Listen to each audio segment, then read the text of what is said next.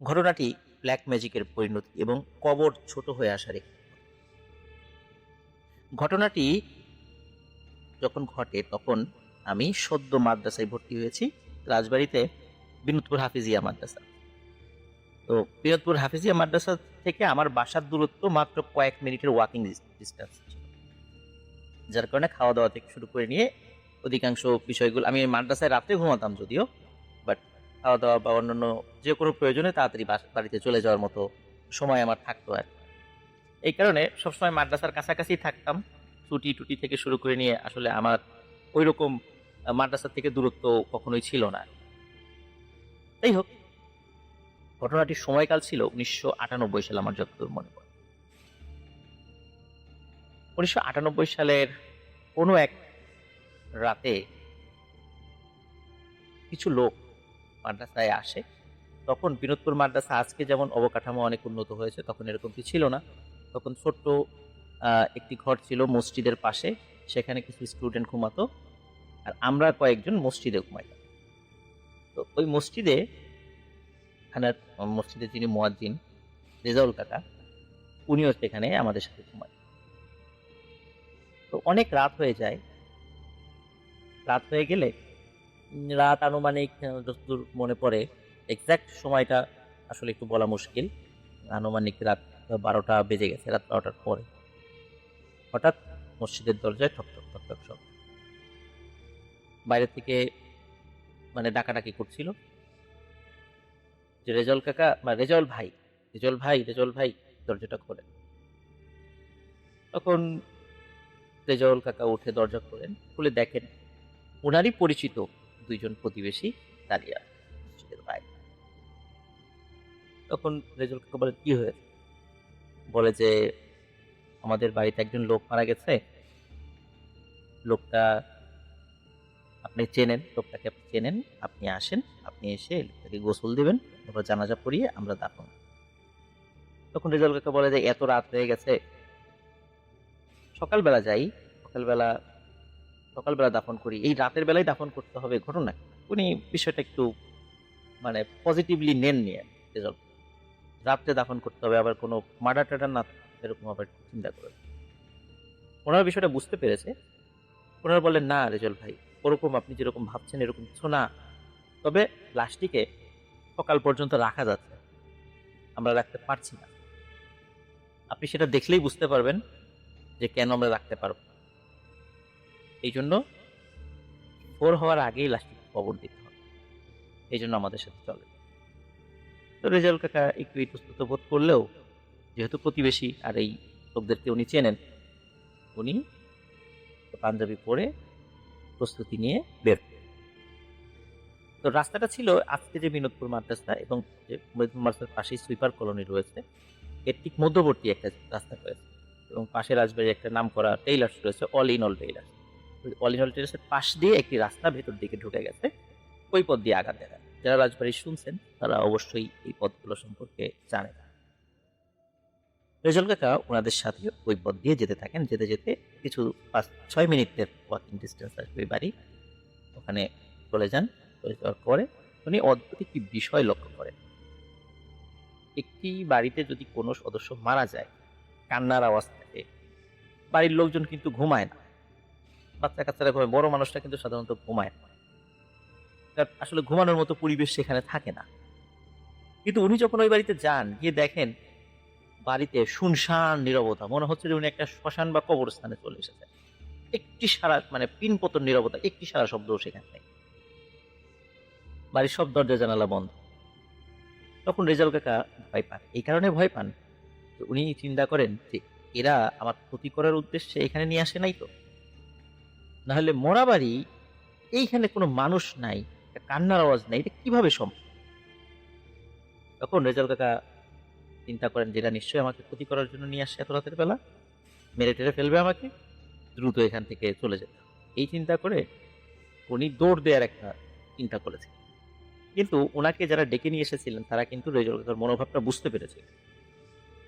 তখন তারা রেজাউল কাকাকে বলেন, রেজাউল ভাই, আপনি ভয় পায়েন না, আপনি এটা চিন্তা করেন না যে আপনাকে ক্ষতি করার উদ্দেশ্যে আমরা নিয়ে আসছি। আপনি এটা চিন্তা করছেন তো বাড়িতে কেন কোনো লোকজন নাই, সারা শব্দ নাই। আসলে যখন এই বাড়ির একজন সদস্য মারা গেছে, মারা যাওয়ার কিছু সময় পরে আমরাই বাড়ি থেকে সব সদস্যদেরকে অন্য জায়গায় চলে যেতে বলছি। তখন বলে যে কেন, এই কাজটি কেন করলেন?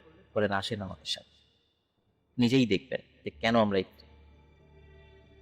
তখন রেজাউল কাকাকে লাশের কাছে নিয়ে যান।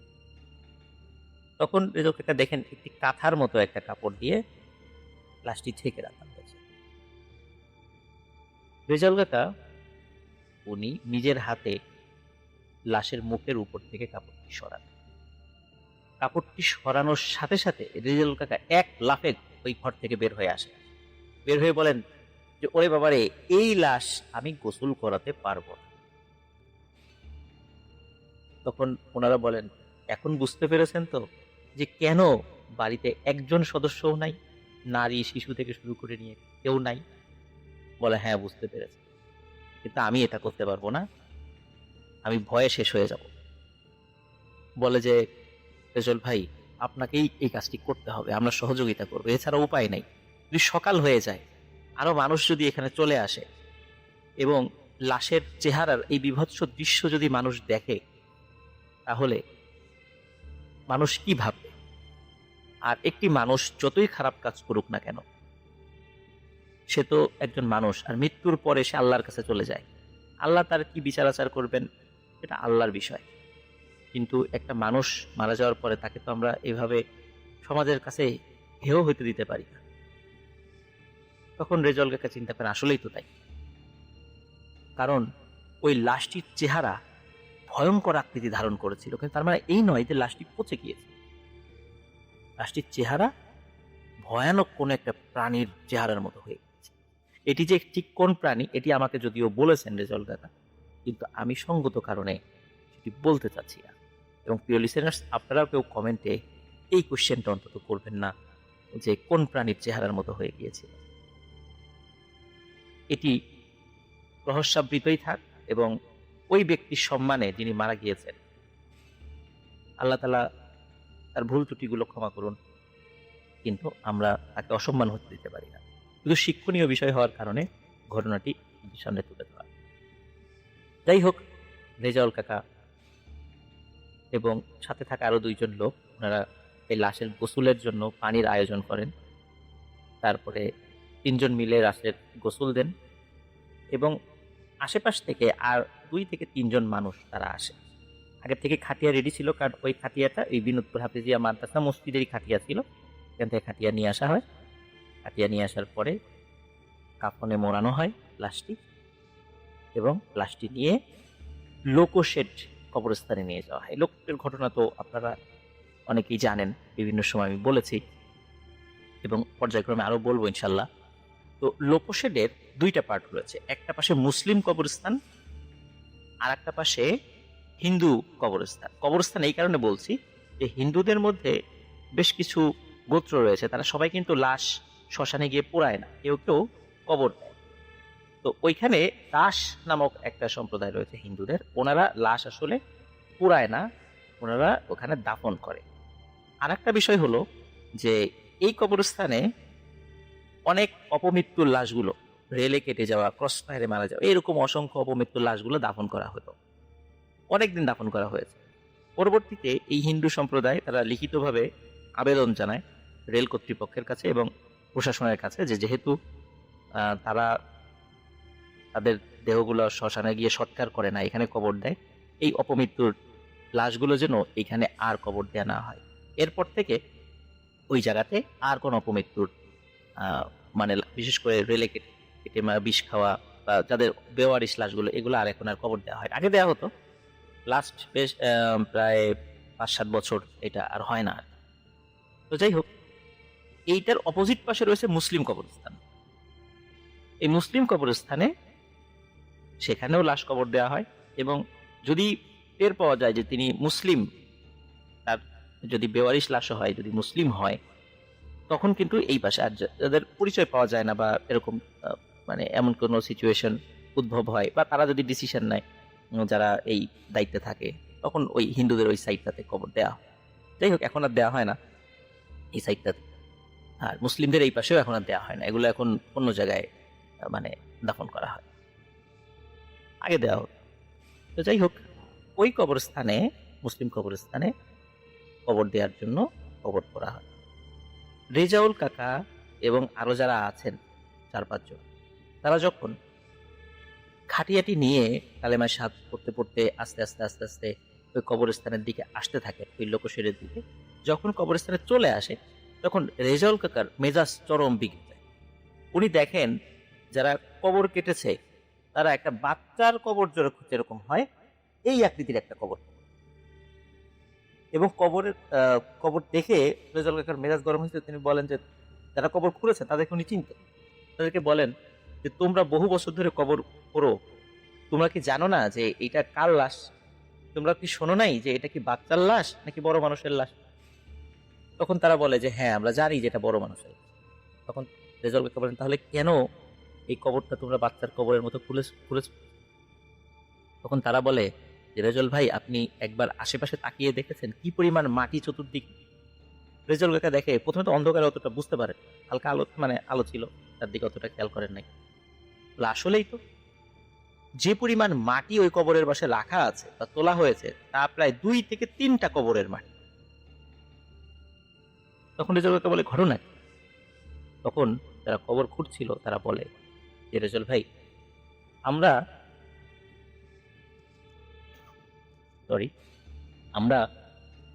বড় মানুষের কবরই খুঁড়েছিলাম। কবর খোঁড়ার পর আমরা যখন বিশ্রাম নিচ্ছি, হঠাৎ করে কবরের দিকে তাকিয়ে দেখি যে কবরটি ছোট হয়ে গেল। তখন আমরা একে অন্যকে দোষারোপ করতে থাকি যে এই তুই কবর ছোট করে খুঁড়েছিস, ও বলে না তুই খুঁড়েছিস, কিন্তু আসলে আমরা কবর ঠিকই করেছিলাম। তখন আমরা ওই কবরকে আবার স্বাভাবিক করি, আবার বড় মানুষের মতো কবরে মানে শেপটা নিয়ে আসি। এরপর যখন আবার আমরা বিশ্রাম নিতে থাকি, কিছু সময় পরে আমরা তাকিয়ে দেখি যে কবরটি আবারও ছোট হয়ে গেছে। তখন আমরা আবার এরপরে আমরা কবরের দিকে তাকিয়ে থাকি, আমাদের চোখের সামনে কবরটি আবারও ছোট হয়ে যায়। আমরা কবর খুঁড়তে খুঁড়তে এতটাই পরিশ্রান্ত হয়ে গিয়েছি, আমাদের পক্ষে আর নতুন করে এই কবরটিকে প্রশস্ত করা সম্ভব নয়। এই কবরের মধ্যেই এই লাশটিকে দাফন করতে হবে। উপস্থিত সকলেই ওনাদের এই কথাগুলো শুনে খুবই অবাক হন, এবং তারা প্রত্যেকেই দেখেন কবরটি ছোট, এবং তাদেরকে দোষারোপ করার কোনো সুযোগ ছিল না, কারণ কবরের তার চতুর্দিকে প্রচুর মাটি রয়েছে, এবং তারা প্রত্যেকেই মুরব্বী গোছের মানুষ ছিলেন, তাদেরও তো অভিজ্ঞতা আছে যে একটি কবরে কি পরিমাণ মাটি উঠতে। বহু কষ্টে হাঁটু ভাঁজ করে ওই লাশটিকে কবরের মধ্যে রাখা হয়। রাখার পর ওই কবরের মধ্যে ওই মানে লাশটা নামানোর জন্য একজন মানুষ নেমেছিল। একজন মানুষ নামার পরে উনি যখন লাশটি নামানোর পরে এই পাশ উপরে দিচ্ছিলেন, তখন অদ্ভুত একটা বিষয় উনি খেয়াল করছেন, এবং ভয়ঙ্কর একটি ব্যাপার, সেটা হচ্ছে যে ওই মাঝখানে যে ফাঁকা জায়গাটা এটা আস্তে আস্তে ছোট হয়ে আসছে। তখন উনি লাফ দিয়ে কবরের উপরে উঠে যান, উঠে দ্রুত অন্য বাঁশগুলো দিয়ে কেবল চাটাই দিয়ে বাঁশ ঢেকে দিয়েছে। তখনই ভেতর থেকে মটমট মটমট হাড় ভাঙার আওয়াজ আসতে থাকে। এই শব্দ যখনই কানে এসেছে তখনই সবাই এক দৌড়ে বহু দূরে চলে গেছে। রেজাউল কাকাও দিয়েছেন এক দৌড়, ভয়ে, বুঝতে পারছিলেন কবর ছোট হয়ে এই হাড়গুলো মটমট মটমট করে ভেঙে যাচ্ছে। রেজাউল কাকা চিন্তা করলেন যে এভাবে তো একটা কবরকে রেখে চলে যাওয়া যায় না। তখন উনি অন্যদেরকে ডাকেন, এই তোমরা এদিকে আসো। আরে এটা কিছু না, এটা এমনি ওই আশেপাশ থেকে ডাল ভেঙে পড়ছে এই শব্দ, ও কিছু না, তোমরা আসো। বলে যে না, আমরা যাব, আমরা নিজের কানে শুনেছি শব্দ। তখন রেজাউল কাকা অন্যদেরকে সাহস দিতে থাকেন। তখন অন্যরা কাছে আসে, কিন্তু কেউ চাটাই বা বাঁশ উঁচা করে আর দেখেনি যে এই কবরের মাঝখানে ফাঁকা আছে কিনা, এই সাহস কারো ছিল না। সবাই দ্রুত কবরের উপরে মাটি দিয়ে কবরের কাজ শেষ করে সেখান থেকে চলে আসে। এই ঘটনার সাথে যারা প্রত্যক্ষদর্শী ছিলেন এর মধ্যে একজন মাত্র ব্যক্তি তিনি জীবিত আছেন, তিনি হচ্ছেন রেজাউল কাকা। আরো কয়েকজন ব্যক্তিকে আমি চিনতাম। এর মধ্যে একজনের নাম ছিল হচ্ছে ডোমা। তো ডোমা, ওনার অরিজিনাল নাম কি এটা আমি ঠিক জানি না। তো ডোমা উনি ছিলেন, ওনাকে আমি দেখেছি। উনি এখন আর নাই, রেজাল্ট জীবিত আছেন এখনো। তো আসলে ওনার চেহারার এই ভয়ঙ্কর বিকৃতি এবং কবর ছোট হয়ে আসা, এটি আসলে কেন হয়েছিল, এটি রেজল কাকা পরে খোঁজ খবর নিয়ে জানতে পারেন।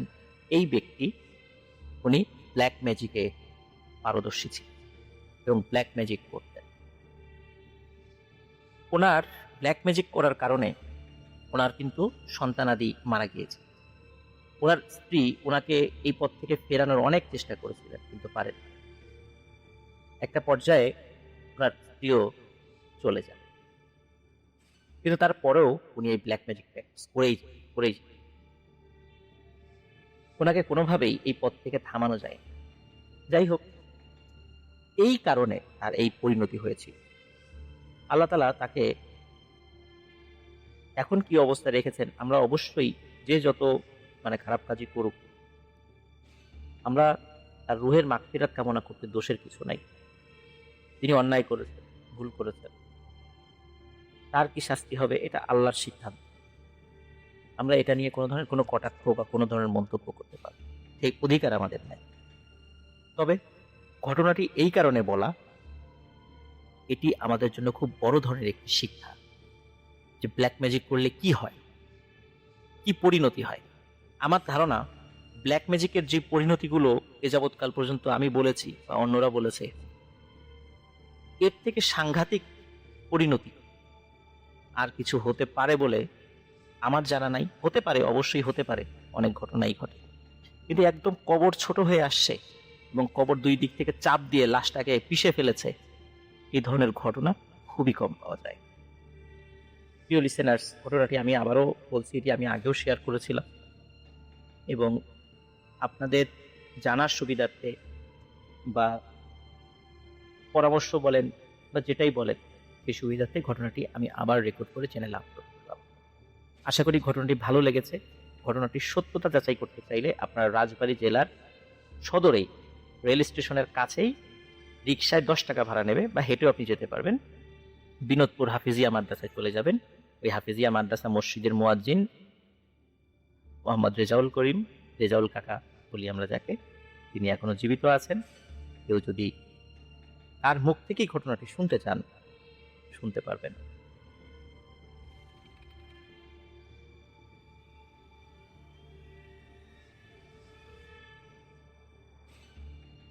শ্রোতা বন্ধুরা, বরাবরের মতো এবারও একটি ঘটনা নিয়ে আপনাদের সামনে হাজির হলাম। আশা করি সবার ভালো লাগবে।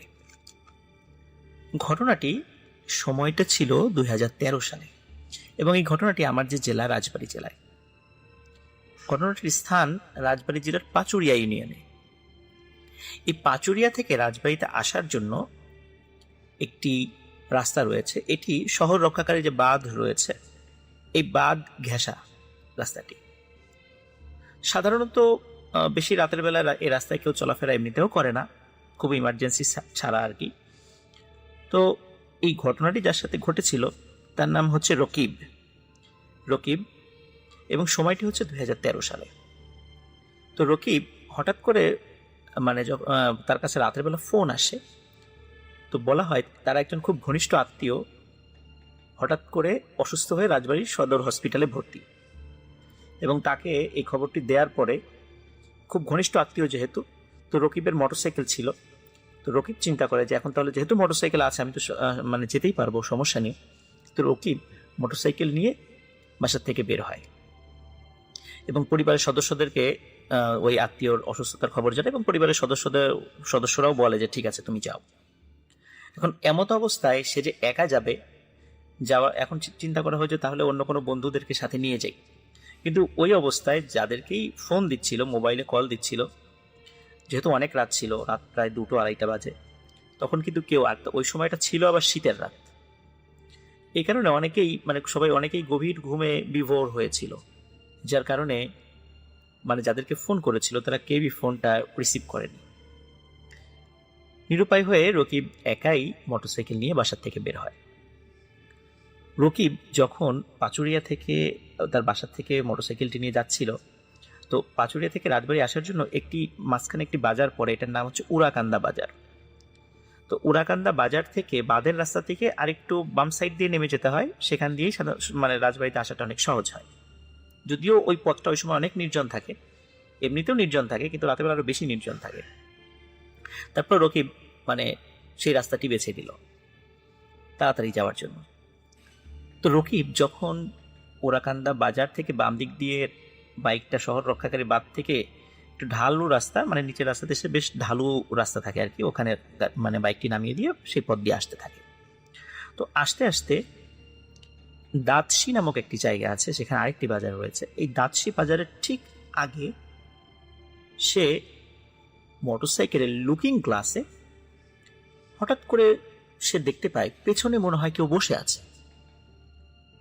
তো সে চিন্তা করে যে যেহেতু মোটরসাইকেল চালাচ্ছে এমনিতেও মানে ভুল দেখতে পারে, কিন্তু স্পষ্ট না দেখলেও সে তার মনে হচ্ছিল যে লুকিং গ্লাসে যে কেউ মনে হয় বসে আছে পেছনে।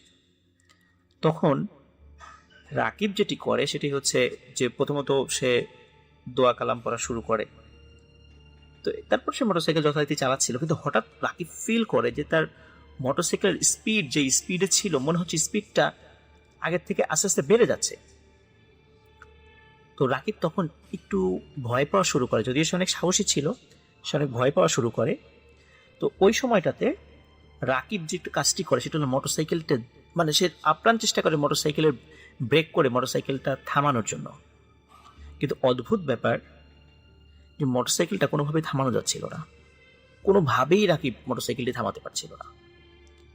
এবং তখন আরেকটি ঘটনা রাকিব প্রত্যক্ষ করে, সেটি হচ্ছে যেহেতু চাঁদের আলো ছিল, তখন চাঁদের আলোতে মোটরসাইকেলের ছায়াটি পড়েছে রাস্তার পাশে। তখন রাকিব ওই ছায়ার দিকে তাকিয়ে দেখে যে তার পেছনে একটি ছায়া বসে আছে। মনে হচ্ছে তার পেছনে যদি একজন মানুষ বসে থাকে, ঠিক যেরকম ছায়া পড়ে মনে হচ্ছে ঠিক ওরকমই একটি ছায়া তার পেছনে বসে আছে।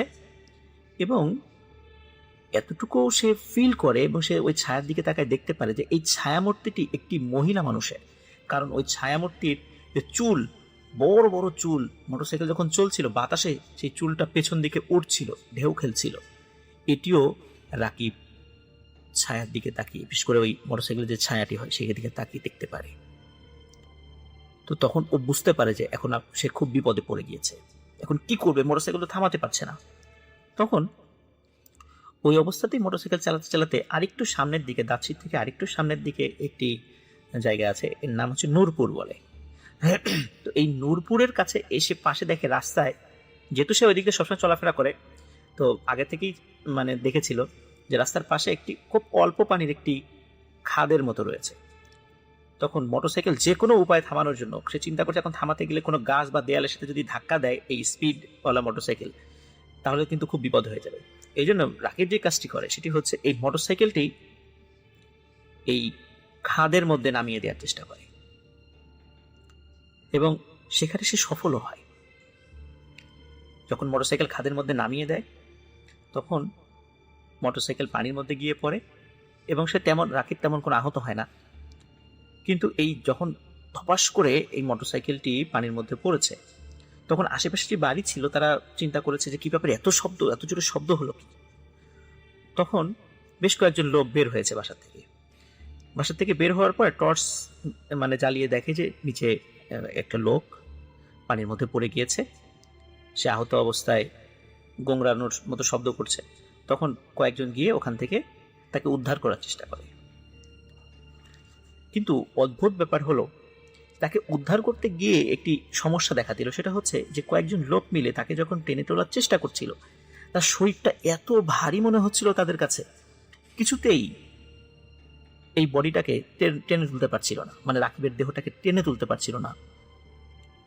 তখন আরো লোকদেরকে ডাক দেওয়া হয়, প্রায় 15 থেকে 16 জন মিলে এই রাকিবকে পানি থেকে টেনে তোলে। এটা অদ্ভুত ব্যাপার, কারণ তার ওজন ছিল বড় জোর 60 কেজি, মানে 60 কেজি, কিন্তু এটা তুলতে 15-16 জন লোক লাগবে, এটা কিন্তু অকল্পনীয় ব্যাপার ছিল। এবং তাদের কাছে মনে হচ্ছিল, তাদের মানে বর্ণনা অনুযায়ী, যে মনে হচ্ছিল তারা কোনো পাথর টেনে তুলছে। তাকে ওখান থেকে তোলার পরে, যেহেতু সে তেমন অতটা আহত হয়নি, মোটামুটি যেহেতু ঠান্ডার সময় ছিল, পানির মধ্যে পড়েছিল, সেন্সলেস হয়ে যায় ঠান্ডাতে, তো তখন তাকে একটু জ্ঞান ফেরানো হয় বিভিন্ন একটু ট্রিটমেন্ট করে, আগুনের একটু তাপ দিয়ে। তখন সে পুরো ঘটনাটা সবাইকে খুলে বলে। ওই অবস্থায় তার পরিবারের লোকদেরকেও খবর দেওয়া হয়, কিন্তু রাতের বেলা বলে ওনাদেরকে আশ্বস্ত করা হয় যে না, সে ভালো আছে, আপনারা সকালে আসেন। তো সকালে এসে তার পরিবারের লোকগুলো রাকিবকে মানে নিয়ে যায়। কিন্তু এই ঘটনাটি এখানেই শেষ নয়। এরপরে এই যে ছায়ামূর্তি যেটি হঠাৎ করে মোটরসাইকেলে তার উপর চেপে বসেছিল, এটি তার আর পিছু ছাড়ে না। বিশেষ করে একদিন এমন একটি ঘটনা ঘটে যে রাকিব ঘুমিয়ে আছে, তো সে ফিল করছিল যে তার পাশে কেউ একজন শুয়ে আছে, বড় চুলওয়ালা কোনো মানুষ শুয়ে আছে।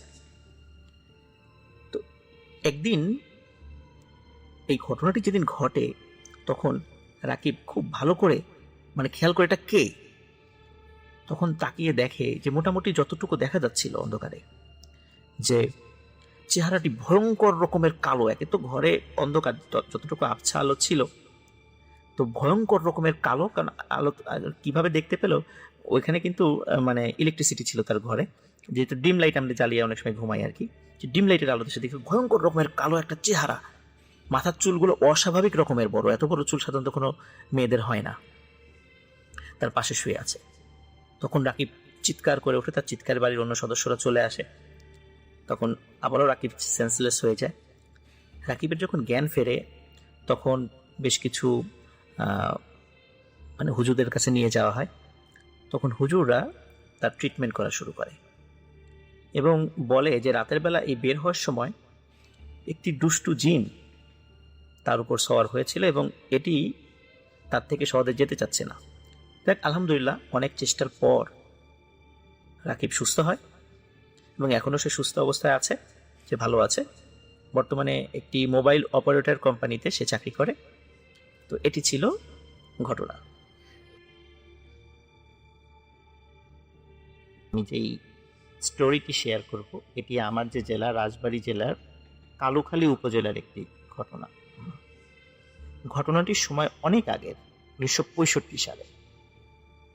ঘটনাটি আমি যার কাছে শুনেছি, ওনার নাম হচ্ছে কবিল উদ্দিন, আর ওনার দাদা যিনি, তার নাম হলো খয়ের উদ্দিন। বেসিক্যালি ওই খয়ের উদ্দিনের কাছ থেকেই তার যে নাতি কবিল উদ্দিন, উনি শুনেছেন এবং তার কাছ থেকেই আমার শোনা বা তার কাছ থেকে আমার কালেক্ট করা। তো কথা না বাড়িয়ে আমি ঘটনাতে চলে যাই। খয়ের উদ্দিন উনি বেসিক্যালি শাড়ির ব্যবসা করতেন আগেকার দিনে, বা আমরাও দেখেছি। আর গোটা ধরেন যে 10-12 বছর আগেও কিন্তু অনেকেই বাড়িতে শাড়ি এনে বিক্রি করতেন। এখন তো অতটা দেখা যায় না, আগে কিন্তু এটা ছিল। তো খয়ের উদ্দিন উনি কালুখালী থেকে রাজবাড়িতে যেতেন, রাজবাড়ী শহরে গিয়ে বিভিন্ন এলাকায় ঘুরে ঘুরে উনি শাড়ি বিক্রি করতেন। আবার দেখা যাচ্ছে সন্ধ্যার পর একটা ট্রেন ছিল, ট্রেনে আবার উনি কালুখালী চলে আসতেন। তারপর ওখান থেকে 1 কিলোমিটার দক্ষিণে ওনার বাড়ি ছিল, সেখানে চলে আসতেন। এটা ওনার মোটামুটি প্রতিদিনের একটা কাজ ছিল। ওনার বাড়ির পাশে বিশাল একটা জঙ্গলের মতো ছিল। এখানে একটি বিষয় বলে রাখি, রাজবাড়ী জেলার সর্বশেষ উপজেলা কালুখালী। আমি কালুখালী নিয়ে এর আগেও বেশ কিছু ঘটনা বলেছি এবং সামনেও আমি চেষ্টা করব আরও বেশ কিছু ঘটনা সংগ্রহ করার জন্য। কালুখালীতে অনেক হন্টেড প্লেস আছে এবং সেই কেন্দ্রিক অনেক ঘটনা রয়েছে। আমি এর আগেও বেশ কয়েকটি ঘটনা শেয়ার করেছি। তো আজকে আমি আরেকটি ঘটনা আপনাদের সাথে শেয়ার করবো ইনশাল্লাহ। সেই ঘটনাটি এটি, ওনার বাসার পাশে বিশাল একটা জঙ্গলের মতো ছিল। এই জঙ্গলটা এমন যে সেখানে যে হিংস্র প্রাণী থাকে বিষয়টা এমন নয়। দীর্ঘদিন ধরে বিভিন্ন গাছপালা সেখানে হয়েছে, মেহগনি গাছ, করই গাছ, এরকম অনেক গাছ হয়েছে এবং হতে হতে ছোটখাটো গাছ হতে হতে বেশ একটা জঙ্গলের মতো হয়ে গেছে। তো গ্রামের লোকজন যেটা করতো সেটা হচ্ছে যে ওখানে ওই জঙ্গলে গিয়ে তারা ওই যে পাতা ঝাড়ু দিয়ে নিয়ে আসতো, কারণ জ্বালানি হিসেবে ব্যবহার করার জন্য। জঙ্গলের বিভিন্ন শুকনো ডালগুলোর নিচে পড়ে থাকলে সেগুলো কালেক্ট করতো, জ্বালানি হিসেবে ব্যবহার করতো তারা। তো খয়রুদ্দিনের বাড়িটা ছিল হচ্ছে ওই জঙ্গলের খুব কাছাকাছি। তো এমনিতে মানে সবাই এভাবেই জঙ্গলে আসা যাওয়া করতো, তেমন কোনো সমস্যা ছিল না। একদিন খয়রুদ্দিনের ওয়াইফ, উনি সকালে উঠে জঙ্গলে পাতা সংগ্রহ করার জন্য গিয়েছে। ঝুড়ি এবং একটা ঝাড়ু নিয়ে সেখানে পাতা সংগ্রহ করার জন্য জঙ্গলে প্রবেশ করে। পাতা সংগ্রহ করতে করতে করতে করতে হঠাৎ করে উনি যখন পাতা ঝাড়ু দিচ্ছিলেন, ওনার যে ঝাড়ু এমন একটা জায়গায় এসে ঠেকে যায়, এটা কিন্তু দিনের বেলার ঘটনা, এমন একটা জায়গায় এসে ঠেকে যায় যে মানুষের পায়ের মতো মনে হচ্ছে। উনি স্বাভাবিকভাবে যখন পায়ের এই নিচের দিক থেকে উপরের দিকে তাকান, তখন উনি চিৎকার দিয়ে উঠে মানে এই ঝাড়ু এবং মানে ঝুড়ি এগুলো ফেলেই উনি চিৎকার করতে করতে বাড়িতে চলে আসেন। বাড়িতে এসে উনি সেন্সলেস হয়ে যায়। এখন ওনার যখন জ্ঞান ফেরানো হয়, তখন বলে কি হয়েছে, বলে যে আমি জঙ্গলে পাতা ঝাড়ু দিচ্ছিলাম, হঠাৎ করে দেখি একটা মানুষের মতো পা। আমি যখন উপরের দিকে তাকালাম, তখন দেখলাম একটি মাটির নারী মূর্তি, শাড়ি পরা, সাথে 2-3 জন বাচ্চা আছে, সেগুলোও মূর্তি। এবং দেখলাম সে এরকম মূর্তি একটা দুইটা না, এরকম বেশ কিছু, কখনো কোনো পুরুষের মূর্তি, কখনো কোনো নারীর মূর্তি, কারো বয়স বেশি কারো বয়স কম, এরকম। তো এরকম তো আগে কখনো দেখি নাই। হঠাৎ করে এরকম এত মূর্তি দেখে আমি প্রচন্ড ভয় পেয়েছি এবং আমি বাসায় অজ্ঞান হয়ে গেছি। তখন অন্যরা বলে যে আমরাও তো প্রতিদিনই যাই, তো কই এরকম তো কোনো ঘটনা তো আমরা আগে কখনো দেখিনি। তো সবাই বলে এটা তোমার মনের ভুল, এইভাবে বলে মানে সবাই তাকে একটু সান্ত্বনা দেয়। এখন খয়রুদ্দিনের ওয়াইফের মনে যেহেতু ভয় লেগেছে, উনি আর পরের দিন ওই বাগানে পাতা ঝাড়ু দিতে যাননি। পরের দিন যে ঘটনা ঘটে, একই ঘটনা আরেকজন মহিলার সাথে ঘটে। সেও তো একই অবস্থা, কিন্তু সে আর বাড়ি পর্যন্ত আসে নাই। সে ওই রকম মূর্তি দেখে ওখানেই চিৎকার দিয়ে সেন্সলেস হয়ে গেছে। পরবর্তীতে অন্য কোনো মহিলা সেখানে গিয়েছে পাতা ঝাড়ু দেওয়ার জন্য, তাকে ওরকম সেন্সলেস অবস্থায় দেখে সে অন্যদেরকে ডাকাডাকি করেছে, সবাই এসে তাকে ওখান থেকে উদ্ধার করে নিয়ে গেছে। সে তখন যখন মানে ঘটনাটি বলেছে, তখন খয়রুদ্দিনের ওয়াইফের ঘটনার সাথে তার ঘটনা মিলে যায়। তখন এলাকাতে একটি মানে আতঙ্ক বিরাজ করে যে এই জঙ্গলে এরকম মূর্তিগুলো আসে কোত্থেকে। কিন্তু সমস্যা হলো, যখন 2-3 জন একসাথে সেখানে যায়, সেখানে কিন্তু কোনো মূর্তি দেখা যায় না। তো একা ওখানে গেলেই এই টাইপের মূর্তি দেখা যায়। এটা হলো একটা বিশাল সমস্যা। এখন মানুষ ভয় পাচ্ছে। ওদিকে আশেপাশে যে বাড়িগুলো ছিল, এই বাড়িগুলো তাদের জ্বালানির যে সমস্ত কাঠ বা পাতা এগুলো সংগ্রহ করতেই কিন্তু ওই জঙ্গল থেকে। তখন তারা ওই জঙ্গলে যেতে পারছিল না। বেশ একটা মুসিবত হয়ে গেল, কারণ সবাই ভয় পাচ্ছে যে এরকম মূর্তি দেখা যায় সেখানে। কিন্তু এরকম মূর্তি তো মানে মানুষ সাধারণত তৈরি করে না। বিভিন্ন পূজার সময়ও কিন্তু এগুলো এই ধরনের মূর্তি তৈরি হয় না, যে বিভিন্ন বয়সের স্বাভাবিক মানুষের মূর্তি এরকম কিন্তু আসলে গ্রামে গঞ্জে তৈরি হয় না, বা কখনো সাধারণত কেউ তৈরি করেও না। কিন্তু ওইখানে কোত্থেকে আসলো এগুলো? এখন মানুষ, বিশেষ করে গ্রামের লোকজন, কেউ ভয়ে ওই জঙ্গলের ধারের কাছেও যায় না। খয়রুদ্দিন একদিন রাজবাড়ি থেকে যখন ফিরছিলেন, ওই দিন ট্রেনটা দেরি হয়ে যায়। রাজবাড়ি থেকে সন্ধ্যার দিকে ট্রেনটা ছাড়তো, তো উনি কালুখালী আসতে খুব বেশি সময় লাগে না। উনি যখন ওই দিন দেরি হয়ে যায়, দেরি বলতে তখন রাত বাজে প্রায় 9টা। আর 1965 সালে রাত 9টা মানে কিন্তু অনেক রাত। তখন তো ওইদিকে ইলেকট্রিসিটি ছিল না, এই কারণে ঘুটঘুটে অন্ধকার ছিল ওই সময়। উনি আসছিলেন, যেহেতু ওনার বাসা ওই জঙ্গলের পাশ দিয়ে যেতে হবে, খয়রুদ্দিন উনি জঙ্গলের পাশ দিয়ে ওনার বাসার দিকে যাচ্ছিলেন। তো হঠাৎ করে ওনার মনে হলো দূরে একজন মহিলা সাথে একটি বাচ্চা হাঁটাহাঁটি করছে। আমরা ক্ষেতের আইল বলি, মানে দুই ক্ষেতের মাঝখানে একটু উঁচু মাটির চলার পথ, মানে একটি ক্ষেত থেকে আর একটা ক্ষেতকে আলাদা করার জন্য এরকম মাটির একটি বাঁধের মতো ছোট দেয়া হয়, এটাকে আমরা আইল বলি। অনেকের গ্রামেই পাশাপাশি হয়তো বা এই শব্দটাই ব্যবহার করেন।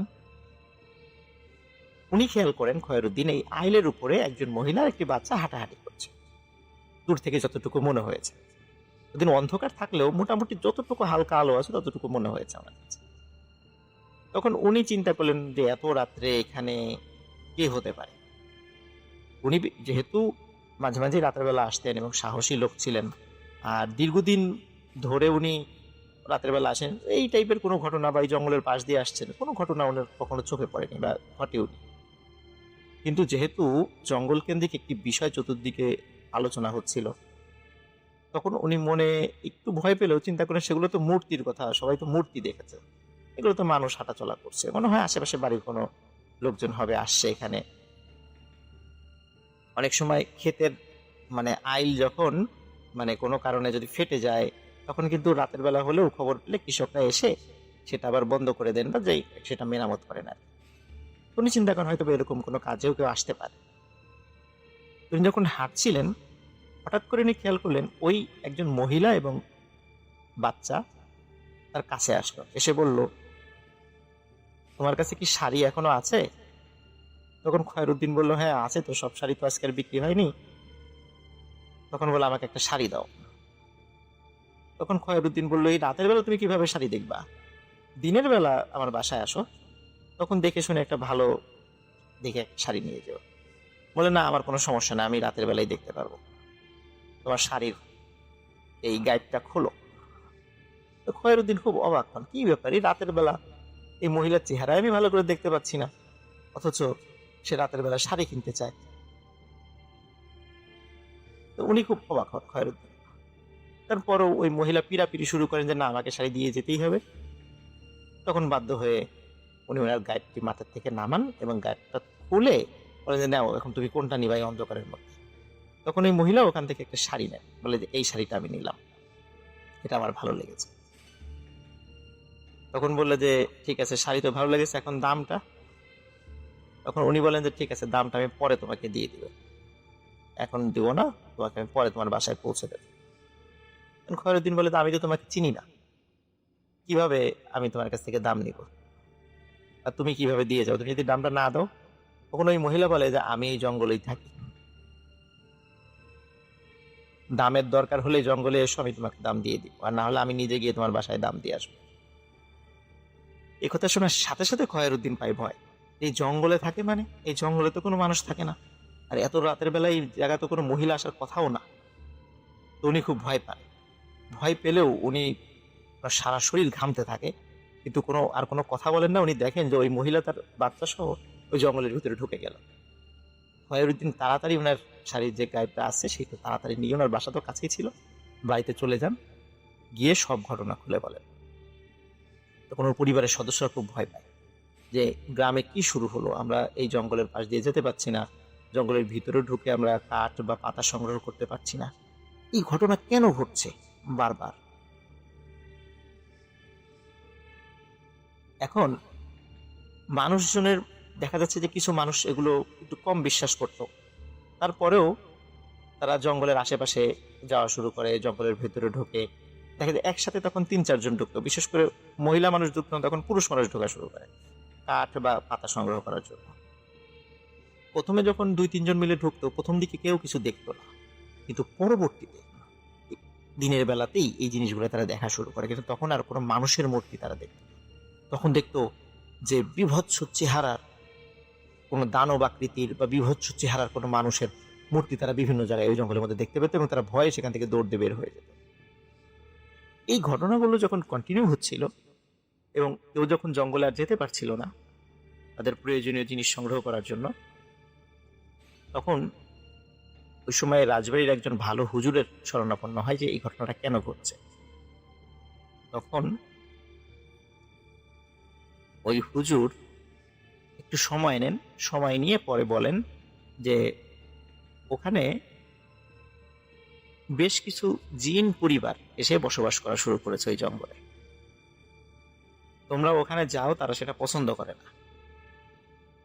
তখন তারা বলে যে আমাদের আশেপাশে যেই যতগুলো এই ছোট্ট গ্রামে যে কয়টা পরিবার আছে, আমরা জ্বালানি যে সমস্ত কাঠ বা পাতা, এগুলো তো ওইখান থেকে সংগ্রহ করি, আমরা যদি ওই জঙ্গলে না যাই তাহলে আমরা রান্না টান্না করার জন্য উপকরণগুলো কোথায় পাবো? আমরা তো অন্য কোথাও যেতে পারছি না, আমাদের তো আর ওই জায়গাটা সরকারি খাস জমি ছিল, তো কোনো ব্যক্তি মালিকানা যেহেতু ছিল না, তো এই জন্য তারা অনেকেই ওই জঙ্গলের পাতা বা অন্য কিছুর উপর নির্ভরশীল ছিলেন। তখন বলে যে আচ্ছা ঠিক আছে, তাহলে এটা কি সমাধান করা যায়।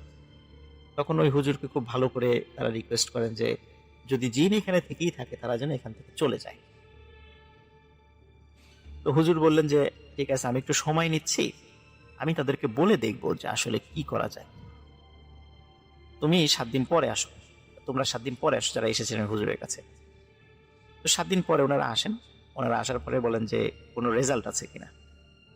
তখন বলেন যে আসলে এখানে যে জিন পরিবারগুলো এসেছে ওরা খারাপ না, এরা ভালো। ওরা এখানে আবাসন মানে এখানে দীর্ঘমেয়াদে থাকার জন্যই তারা এখানে এসেছে। কিন্তু ওরা জানতো না যে তোমরা এখান থেকে এই জঙ্গলের কাঠ বা পাতার উপর নির্ভরশীল। তোমরা যে এখানে বারবার আসো প্রতিদিন, এতে ওরা ডিস্টার্ব ফিল করে। আর তোমরা মূর্তি যেগুলো দেখো ওগুলো আসলে ওরাই তোমাদেরকে প্রথম দিকে ভয় দেখানোর চেষ্টা করেছিল, কিন্তু তোমরা ভয় পাও না। পরে যখন পুরুষ মানুষ আসা শুরু করলো, ওরা বিভৎস মূর্তির স্রোত ধরে ওখানে দাঁড়িয়ে থাকে। তো ওরা চাই যে তোমরা না আসো, কিন্তু ওদেরকে রিকোয়েস্ট করেছি যেহেতু তোমরা এই জঙ্গলের কাঠ বা পাতার উপর নির্ভরশীল, ওদেরকে বলেছি ওরা যেন অন্য কোথাও চলে যায়। তখন ওরা বলেছে যে যেহেতু আমরা এখানে নতুন আসছি, অন্য কোথাও যেতে আমাদের একটু সময় লাগবে, সুতরাং আমরা যতদিন না যাই ততদিন পর্যন্ত ওরা যেন এই জঙ্গলে না আসে। তখন হুজুর ওনাদেরকে বলেন, ওনাদেরকে বলতে যারা আবার শুনতে আসছে গ্রামের লোকজন হুজুরের কাছে, যে ওরা এই বলেছে। তখন হুজুর তখন ওখানকার লোকজন বলেন আচ্ছা ঠিক আছে, ওরা যতদিন না যায় আমরা কেউ জঙ্গলে যাব না, আমরা কষ্ট করে অন্যভাবে সেগুলো মানে মানে জ্বালানি উপকরণগুলো আমরা সংগ্রহ করার চেষ্টা করব। শ্রোতা বন্ধুরা, এরকম অবস্থা প্রায় 6 মাস ছিল। 6 মাস পর ওই জঙ্গলে এই টাইপের আর কোনো কিছু দেখা যায়। পরবর্তীতে ওই হুজুরি খবর পাঠায় যে ওই জিনেরা এখান থেকে চলে গেছে। এখন তো সেই জঙ্গলগুলো এখন সেরকম নাই, আস্তে আস্তে সেখানে আবাসন হয়েছে, সেগুলো কেটে সাফ হয়ে গেছে, অনেক বিভিন্ন স্থাপনা নির্মিত হয়েছে সেই জায়গা দিয়ে। তো এখন সেই জঙ্গলগুলো এখন আর নেই, এখন একদমই প্রায় পরিষ্কার বললেই চলে সেই জায়গাগুলো। তো শ্রোতা বন্ধুরা, এটি ছিল ঘটনা। আশা করি সবার ভালো লেগেছে। সবাই ভালো থাকবেন, সুস্থ থাকবেন।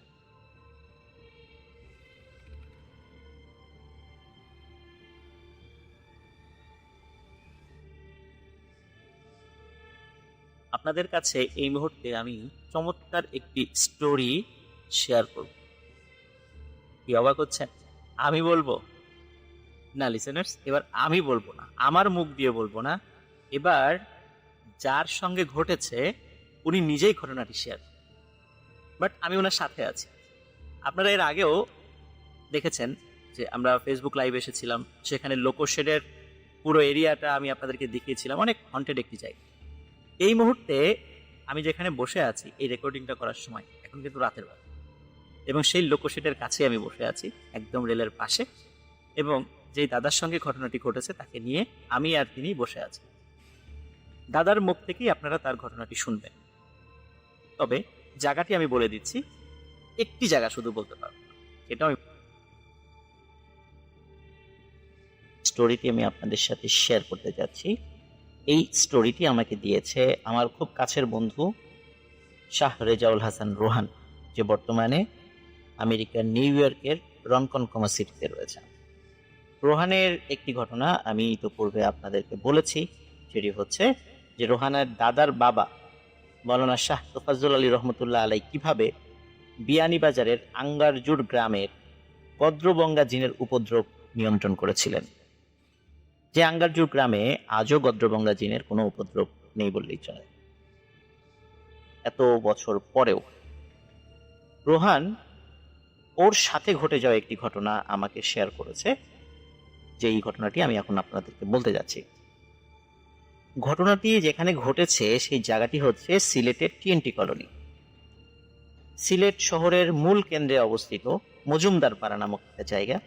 মজুমদার পাড়া, তারপরে মণিপুরি পাড়া, সেনপাড়া, ফরাদি পাড়া, তো এই জায়গাগুলোর মাঝখানে এই টিএনটি কলোনি অবস্থিত। স্পেশালি মজুমদার পাড়া এবং খরাদি পাড়া, এইটার মধ্যবর্তী জায়গায় এই টিএনটি কলোনিটি অবস্থিত। বহু বছর ধরে এই জায়গাটি অ্যাবান্ডন্ড মানে পরিত্যক্ত অবস্থায় রয়েছে। আমি রোহানকে বলেছিলাম যে এটা কত বছর ধরে এরকম পরিত্যক্ত রয়েছে। ও আমাকে বলেছিল যে আসলে ও ঠিক নিজেও বলতে পারে না যে কত বছর ধরে এটি পরিত্যক্ত রয়েছে, অথচ ওদের বাড়ির পাশেই এটি। তো আমি ওই জায়গাটাতে একাধিকবার গিয়েছি, কারণ আমি ফার্স্ট যখন সিলেটে যাই তখন ওদের বাসাতেই ছিলাম। তো ওইখানে যখন ছিলাম ওই পাশ দিয়ে যখন আমি আসি দিনের বেলাতে, তখন ওই জায়গাটি দেখে আমার বেশ অদ্ভুত লেগেছিল। তখন আমি রেডিও ফুর্তিতে যেতাম, ভূত.com-এ, সরি ভূত FM। তো তখন মানে চিন্তা করেছিলাম যে এই জায়গা কেন্দ্রিক ঘটনা অবশ্যই আছে। তবে রোহান বলেছিল যে ওই জায়গাতে কেন্দ্রিক ঘটনা অনেক আছে, কিন্তু ওইভাবে সাজিয়ে গুছিয়ে বলার মতো তার কাছে কোনো ঘটনা নেই। পরে আমাকে পরবর্তীতে যদিও সে আমাকে ঘটনা দিয়েছিল, সেই ঘটনাটি আমি ভূত FM-এ শেয়ার করেছিলাম। যাই হোক, পরে সুযোগ হলে আমি সেই ঘটনাকে আবার রেকর্ড করে আমাদের এই চ্যানেলে আপলোড করবো ইনশাল্লাহ। তো কথা না বাড়িয়ে সরাসরি ঘটনাতে চলে যাচ্ছি। তবে একটি কথা না বললেই নয়, সিলেটের টিএনটি কলোনি কেন্দ্রিক যে ঘটনাগুলো রয়েছে, আমার ধারণা বাংলাদেশে এমন কোনো ভৌতিক শো নেই যেই শোতে এই টিএনটি কলোনি কেন্দ্রিক কোনো একটি ঘটনা বলা হয়নি। এটা আমার একটা ধারণা আর কি, কারণ জায়গাটা এতটা হন্টেড যে ওই জায়গা কেন্দ্রিক অসংখ্য ঘটনা রয়েছে এবং কোনো না কোনো শোতে অবশ্যই সেটা বলা হয়েছে।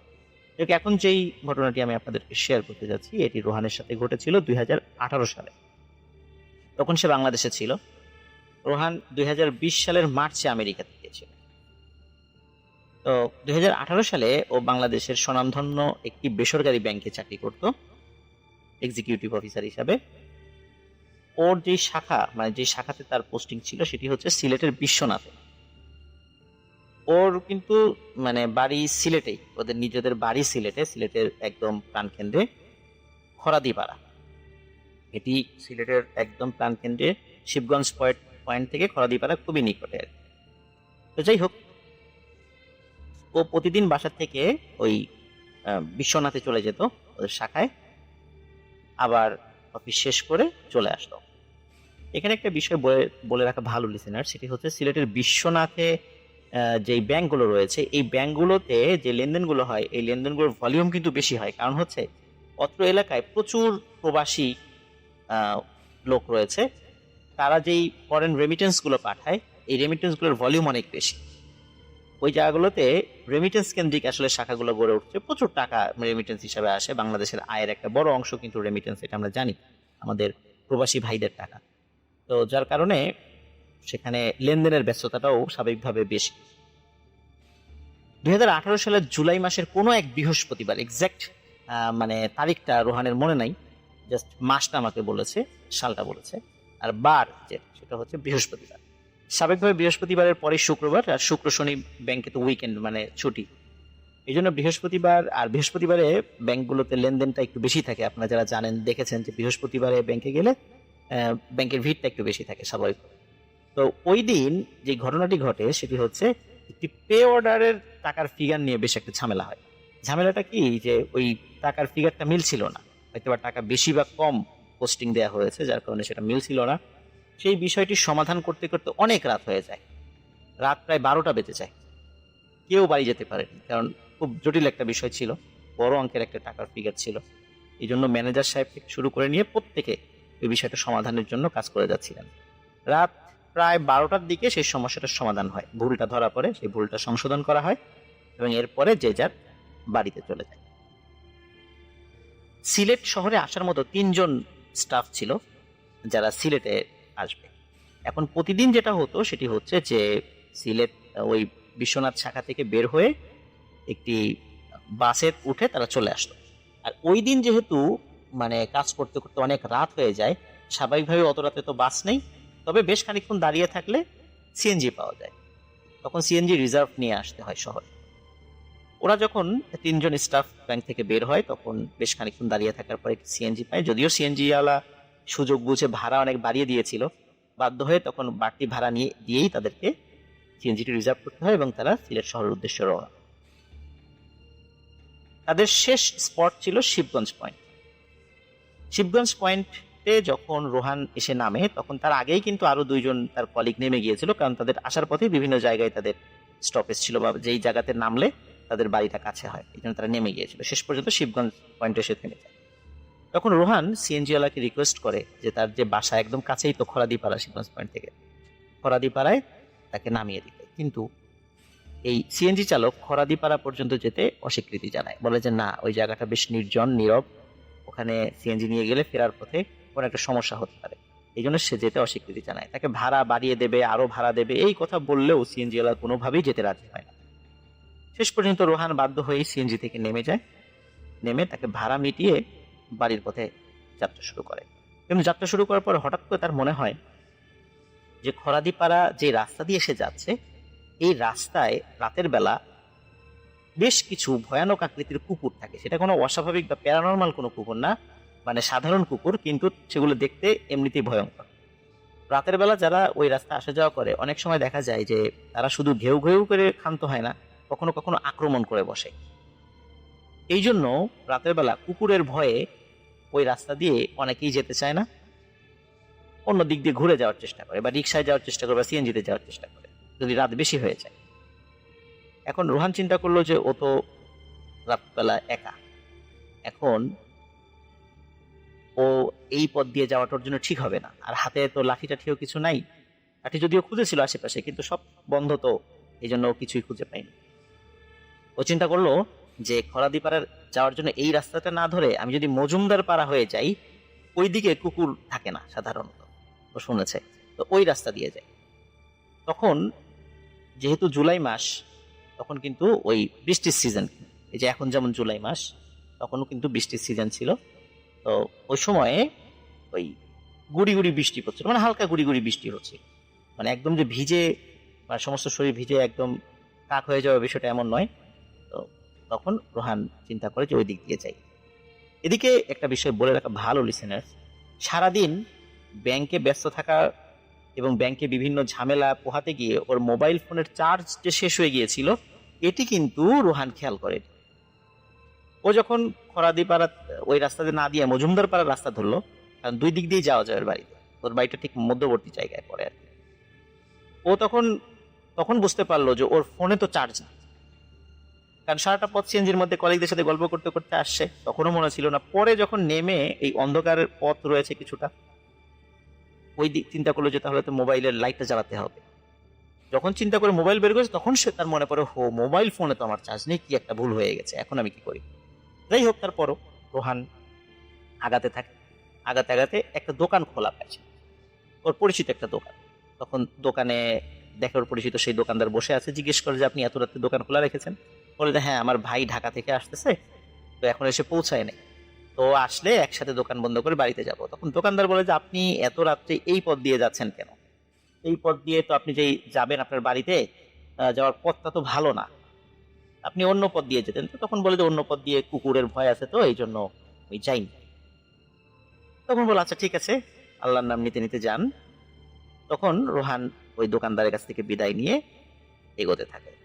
হাঁটতে হাঁটতে সেই টিএনটি কলোনির কাছে চলে আসে, আর এই টিএনটি কলোনির পাশ দিয়েই একটা ছোট্ট রাস্তা চলে গেছে। এই রাস্তা দিয়ে কিছুটা পথ আগাতে হয়। এই রাস্তা কিন্তু খুব বেশি বড় না, ছোট। টিএনটি কলোনির পাশ দিয়ে কিছুটা পথ এগিয়ে হাতের বাম সাইডে মোড় নিতে হয়। এখানে একটা বিষয় লিসেনার্স আমি বলে রাখি, কারণ আমি কিন্তু এই জায়গাতে রোহানের সাথে একাধিকবার গিয়েছি, দিনের বেলাও গিয়েছি, সন্ধ্যার পরে গিয়েছি। আর আমি টিএনটি কলোনি যেটা অ্যাবান্ডন বা পরিত্যক্ত অবস্থা রয়েছে, সেখানে বেশ কিছু ভবন রয়েছে, কোনোটা 3 তলা, কোনোটা 4 তলা, এরকম যতদূর আমার মনে পড়ে। কোনোটায় এত লতাপাতা গাছগাছালি হয়ে গেছে, কিছু বট গাছ হয়ে গেছে, শিকড় বাকড় হয়ে একদম মানে ভয়াবহ অবস্থা। কিন্তু এটি যে এত বছর ধরে পরিত্যক্ত, এখনো বোঝা যায়, এখনো যদি ওই বিল্ডিংটা রেনোভেট করা হয়, আমার ধারণা যে ওখানে এখনো মানুষ থাকতে পারে। কিন্তু কেন হঠাৎ এই টিএনটি কলোনি পরিত্যক্ত ঘোষণা করা হয়, সেটা আমি খোঁজ খবর নিয়েও খুব একটা বেশি তথ্য জানতে পারিনি। যারা সিলেটের লিসেনার আছেন তারা যদি জানান, তাহলে অবশ্যই আমাদের অন্য লিসেনাররা জানতে পারবে। তো প্রিয় লিসেনার্স, যখন ওই রাস্তা দিয়ে রোহান যাচ্ছিল, ওই রাস্তা কিছু দূর এগিয়ে গিয়ে হাতের বাম সাইডে একটা মানে মোড় রয়েছে, যেখানে ওই টিএনটি কলোনির দেয়ালটা শেষ হয়ে গেছে। ওই মোড় দিয়ে 200 ফিট এগিয়ে আবার হাতের ডান পাশে 100 ফিট যেতে হয়, আর ওই 100 ফিট পার হওয়ার পরেই রোহানদের বাসা। যখন ওই বাম পাশে মোড় নিয়ে 200 ফিট যেতে হয়, ওই জায়গাটাতে সাধারণত ঘুটঘুটে অন্ধকার থাকে। ওই অন্ধকারটা একটু পার হয়ে একটা ল্যাম্পপোস্ট রয়েছে। ল্যাম্পপোস্টের আলো সাধারণত খুব ক্ষীণ। এই কারণে ক্ষীণ, কারণ ওখানে যে লাইটটা লাগানো হয়েছে, আমরা দেখি যে অনেক সময় ল্যাম্পপোস্টে লাইট লাগানোর পরে লাইটের নিচে যেই একটা বক্সের মধ্যে থাকে, তার মধ্যে অনেক পোকা ঢুকে থাকে। আর পোকা ঢোকার কারণে দেখা যাচ্ছে ওই আলো যতটুকু হওয়ার কথা ছিল ততটুকু হয় না। তোর মধ্যে আরো অনেক পোকা ঢুকেছিল, যার ফলে যতটুকু আলো হওয়ার কথা ছিল ততটুকু আলো বের হচ্ছিল না। আর দেখা যাচ্ছে যে ল্যাম্পপোস্টের আশেপাশে কিছু গাছ রয়েছে, ওই গাছের ডালপালার কারণে আলোটা আরো কম। এদিকে আকাশে কিন্তু বিজলি চমকাচ্ছিল, গুড়ি গুড়ি বৃষ্টি হচ্ছে। রোহানের মোবাইল ফোনে কিন্তু চার্জ নেই, এই জন্য রোহান কিন্তু মোবাইল ফোনের লাইট জ্বালিয়ে এগোতে পারছে না। যখন ঠিক ওই বাঁ দিকে মোড় নেয়, ওই ঘুটঘুটে অন্ধকারের কাছে চলে আসে, হঠাৎ ইলেকট্রিসিটি চলে যায়। আর রোহান কিন্তু ভয় পায় তখন, কি ব্যাপার, হঠাৎ এখন ইলেকট্রিসিটি চলে গেল, এদিকে কাছে ফোনে তো চার্জ নেই, এখন কি করি। তারপরেও সে দোয়া কালাম পড়তে পড়তে আগাতে থাকে। সামান্য একটু আগানোর পর শুরু হয় ভয়ানক ঘটনা। রোহান ফিল করে পেছন থেকে গড় গড় গড় গড় আওয়াজ আসছে। শুরুতে ও ভেবেছিল এটা হয়তো তার মনের ভুল, এই চিন্তা করে সে আরো 1-2 কদম পা বাড়িয়েছে। তখন সে ফিল করে পেছনে ওই গড় গড় আওয়াজটি আরো প্রকট হচ্ছে, আরো ভয়ানক হচ্ছে। রোহান তখন পেছন দিকে তাকায়। তখন রোহান দেখতে পায় যে কিছুটা দূরে যেই জায়গাটাতে টিএনটি কলোনির দেয়াল রয়েছে, ঠিক ওই দেয়াল থেকে আরেকটু রোহানের দিকে এগিয়ে একটা ভয়ানক কুকুরের ছায়া দেখা যাচ্ছে। ছায়া তো না, মোটামুটি তার একটা অস্তিত্ব দেখা যাচ্ছে। আর অন্ধকার রাত্রে বোঝা যাচ্ছিল এই কুকুরের রং কালো। ওই কুকুরটি গড় গড় গড় গড় শব্দ করছে এবং গড় গড় শব্দগুলো আরো তীব্র থেকে তীব্রতর হচ্ছে। রোহান এমনিতেই কুকুরের ভয়ে এই পথ দিয়ে, মানে যেই পথ সোজা পথ সেদিক দিয়ে আসেনি, এসেছে এই ভয়ানক পথ দিয়ে। তারপরও সে একটি কুকুর দেখে খুবই ভয় পায়। আর তার ভয়ের মাত্রাটা আরো বেড়ে যায় যখন সে পুকুরের পাশে লম্বা কালো আলখেল্লা পরা, মাথা ঢাকা একটা মানুষের অবয়ব দেখতে পায়। রোহান খেয়াল করে ওই কুকুরের পাশে এরকম একটা অবয়ব দাঁড়িয়ে আছে, বেশ লম্বা, প্রায় 10 থেকে 12 ফুট হবে। স্বাভাবিক মানুষ এত লম্বা হয় না। বিজলির আলোয় রোহান স্পষ্টভাবে বুঝতে পারে ওই মানুষটির হাতে কিছু একটা পেঁচানো রয়েছে। মোটা আকৃতির দড়ি যদি আমরা গোল করে হাতে ধরে রাখি, ঠিক যেমনটা দেখা যায়, ওনার হাতে এইরকম কিছু একটা পেঁচানো রয়েছে, যেটা তার এক হাতে ধরা। আর তার পাশেই রয়েছে একটি ভয়ানক কুকুর, যে কুকুরটি গড়গড় শব্দ করছে, কিন্তু ঘেউ ঘেউ করছে না, সে গড়গড় শব্দ করছে। মনে হচ্ছে কুকুরটি প্রচন্ড রেগে আছে, এখনই রোহানকে আক্রমণ করবে। রোহান প্রচন্ড ভয় পায়। রোহান কি করবে বুঝতে পারে না, কিন্তু তারপরও সাহস করে বলে, এই কে ওখানে, ওখানে কে? কিন্তু ওই পাশ থেকে কোনো আওয়াজ আসে না। এদিকে ইলেকট্রিসিটি নাই। রোহান স্পষ্টভাবে বুঝতে পারে কুকুর এবং ওই মানুষের মতো অবয়বটি আস্তে আস্তে তার কাছে চলে আসছে। রাত তখন প্রায় 2টো বাজে। আশেপাশে পিনপতন নীরবতা। শুধু ওই গুড়ি গুড়ি বৃষ্টি যে মাটিতে পড়ছে, মনে হচ্ছে সেই বৃষ্টির শব্দটিও রোহানের কানে ভেসে আসছে, যে বৃষ্টির ফোঁটাটা মাটিতে পড়ছে। তাহলে এতটা নিস্তব্ধ ছিল চারপাশ। তাকে সাহায্য করার মতো কেউ ছিল না, একমাত্র আল্লাহ ছাড়া। রোহান তখন চিন্তা করে যে আমার আর উপায় নেই, আজকে আমি শেষ, এই পথ দিয়ে কেন আসলাম। তারপরও রোহান সাহস করে দোয়া পড়তে থাকে, আয়াতুল কুরসি পড়তে থাকে। হঠাৎ একটা ঘটনা ঘটে। সৌভাগ্যক্রমে আবার ইলেকট্রিসিটি চলে আসে, কিন্তু ওই ল্যাম্পপোস্টের লাইট কিন্তু জ্বলছে, কিন্তু সেই লাইটের যে আলোক ছটা, এটি কিন্তু খুব বেশি বিচ্ছুরিত হতে পারছে না বিভিন্ন কারণে। অদ্ভুত একটা ব্যাপার রোহান লক্ষ্য করে, যখনই ইলেকট্রিসিটি চলে এসেছে এবং এই লাইটের আলো যতটুকু যাচ্ছে, ওই মানুষ রূপী ওই অবয়বটি এবং ওই ভয়ানক কুকুরটি সেটি রোহানের কাছে আসতে পারছে না। মানে আলোর যেখানে আবছা আবছা আলো সেখানে দাঁড়িয়ে আছে, কিন্তু মূল আলোর দিকে এই দুটি অবয়ব আসতে পারছে না। রোহান যখন জোরে জোরে আয়াতুল কুরসি পড়া শুরু করে, তখন রোহান দেখে যে ওই লম্বা আলখেল্লা পরা মানুষের অবয়বটি জোরে এক লাফ দিয়ে টিএনটি কলোনির দেয়ালের ওই পাশে, মানে যেখানে পরিত্যক্ত ভবনগুলো রয়েছে, সেইখানে গিয়ে পড়ল।